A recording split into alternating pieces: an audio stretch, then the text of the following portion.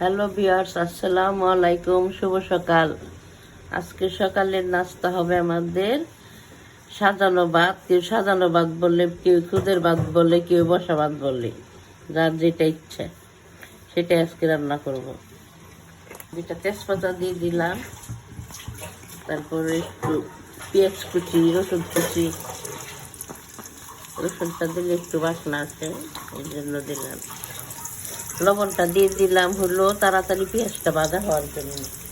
রসুন কুচিটা লাল হয়ে গেছে, এখন আমি চালটা দিয়ে দিব।